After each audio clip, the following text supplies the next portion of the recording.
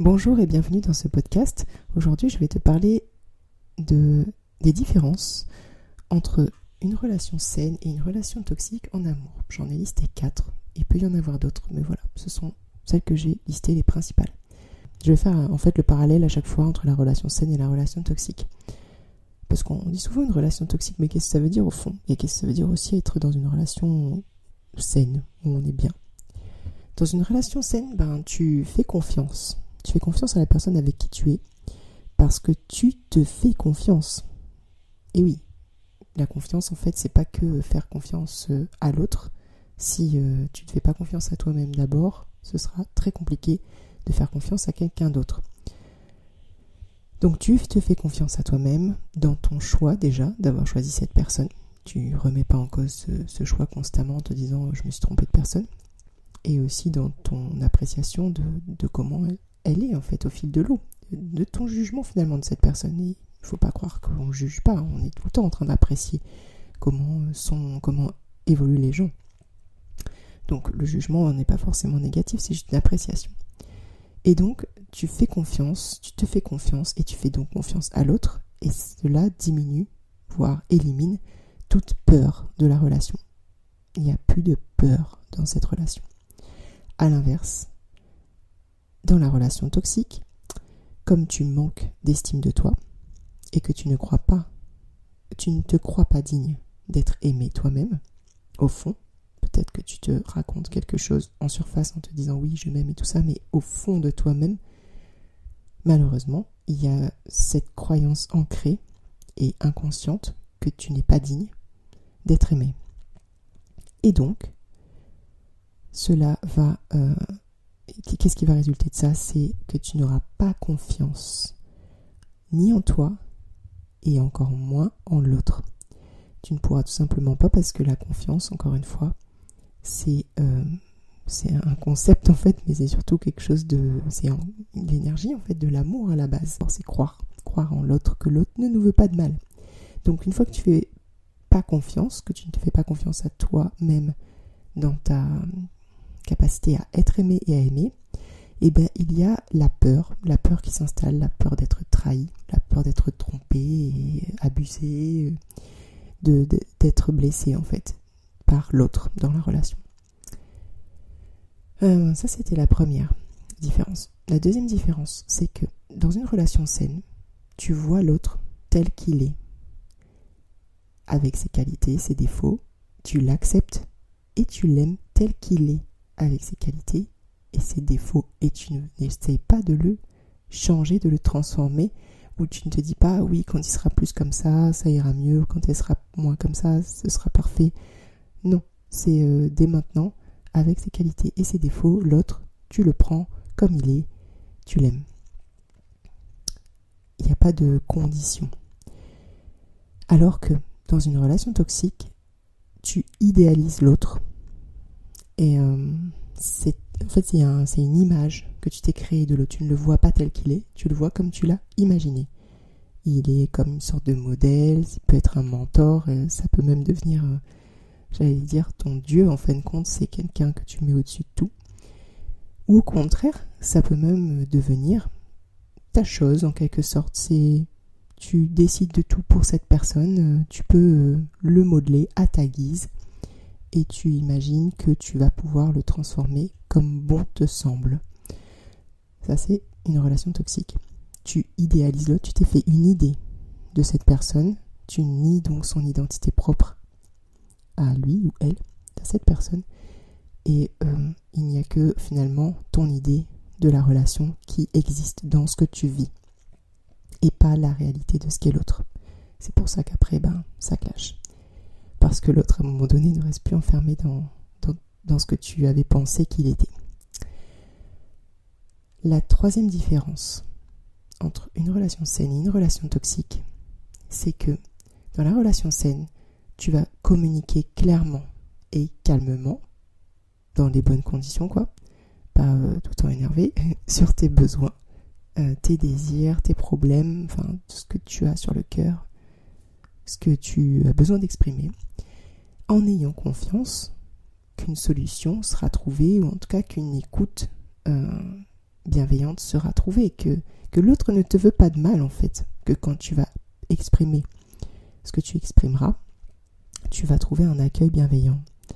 Et ça permet, dans la relation saine, la croissance de l'amour au sein de cette relation.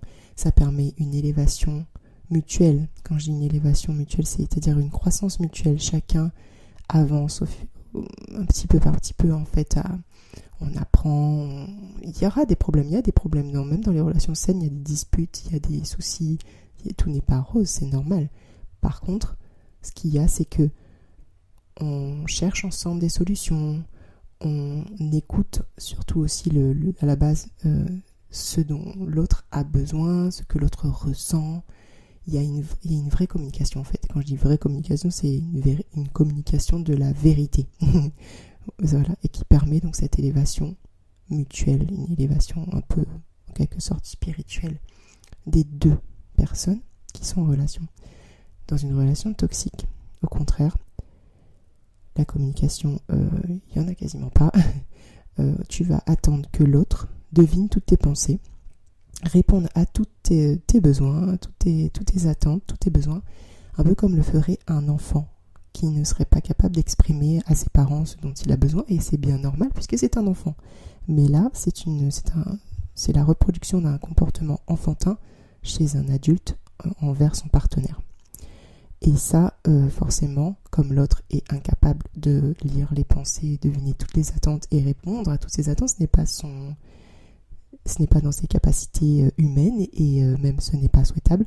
Ce qui va résulter, c'est plusieurs sentiments très négatifs de frustration, de colère, de ressentiment.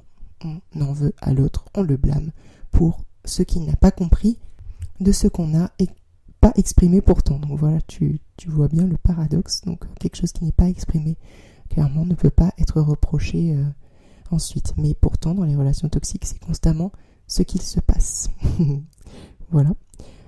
Et le 4e point, c'est que dans une relation saine, tu vas ressentir beaucoup de joie, beaucoup de joie et beaucoup de liberté à être toi-même, d'accord, pas jouer le rôle de quelqu'un d'autre, mais à être toi-même auprès de l'autre.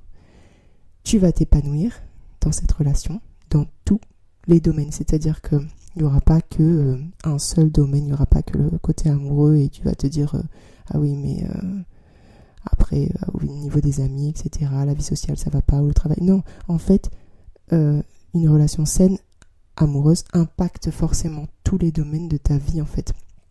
Et réciproquement pour ton partenaire, il va ressentir aussi que tous les domaines de sa vie sont impactés par cette joie, cette vérité, enfin cette relation vraiment qui permet une élévation mutuelle, comme je disais tout à l'heure. Alors que dans une relation toxique, souvent les personnes souffrent d'être dans cette relation, mais elles préfèrent y rester par peur, tout simplement. Souvent, plusieurs types de peurs, ça peut être de ne pas retrouver quelqu'un d'autre, d'être seul, ou d'être, je sais pas, de manquer de moyens financiers, j'en sais rien. Ça peut être toutes sortes de peurs, mais en tout cas c'est de la peur.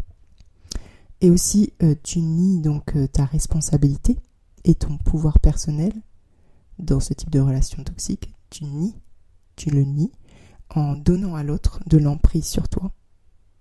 C'est-à-dire qu'en fait, tout ce que tu vas blâmer l'autre en fait pour ta souffrance, alors qu'en fait, c'est quand même quelque part toi qui as choisi cette personne. C'est toi qui lui donne ce pouvoir sur toi de te faire souffrir.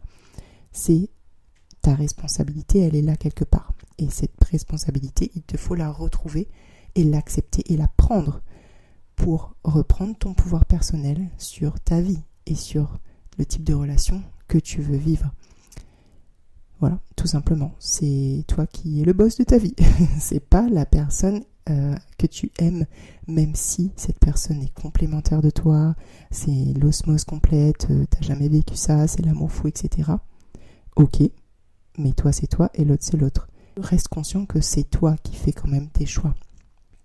Et c'est toi qui décides de souffrir de telle ou telle situation, parfois aussi de rester dans la souffrance ou de ne pas y rester, de rester dans... Alors ça peut être difficile à entendre comme ça, tu te dis ouais mais attends mais n'importe quoi, l'autre il me fait souffrir, c'est de sa faute et tout. C'est pas de sa faute en fait, c'est qu'il a lui-même aussi ses propres challenges personnels, son propre chemin de vie, et chacun fait de son mieux en fait.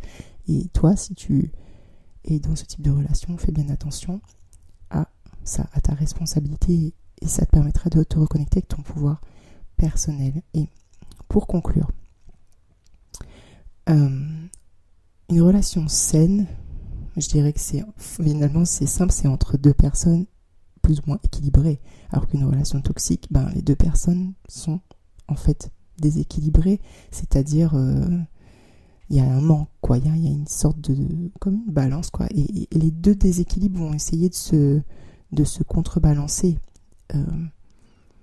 Si par exemple une personne, je sais pas, elle s'est sentie blessée, etc. Peut-être elle va trouver quelqu'un dans son enfance, ou je sais pas, elle traîne un traumatisme, et elle va peut-être trouver quelqu'un qui a le syndrome du sauveur pour essayer de la soigner, ou de l'infirmier, je sais pas comment tu appelles ça. Moi je suis pas trop dans les concepts, mais je vois un peu le tableau global, et c'est ce que j'essaie de te dépeindre le plus simplement possible. Voilà, il n'y a pas d'équilibre parfait, on n'est pas dans une relation, des relations parfaites, ça n'existe pas vraiment finalement. Les relations humaines sont par nature imparfaites, mais en tout cas il y a une tendance plus vers quelque chose d'équilibré, et qui surtout va vers plus de joie, plus d'amour, plus de vérité quand tu es dans une relation saine, ce qui n'est pas du tout le cas dans les relations toxiques. Et attention, pour terminer, tu peux pas guérir quelqu'un qui ne le veut pas. Tu vas te dire parfois que tu es dans une relation toxique, ou alors ouais, elle est pas cool ta relation, mais l'autre, il va changer, tu vas pouvoir vivre bien avec cette personne. Non, c'est pas le cas. En fait, cette personne, tant que toi tu n'as aucune prise là-dessus. Quand je te dis non, ça veut pas dire moi je lis pas l'avenir, hein, peut-être que oui, mais abandonne tout désir de changer toi cette personne, car tu ne le peux pas. Le changement ne peut venir que de l'intérieur de la personne concernée. C'est tout.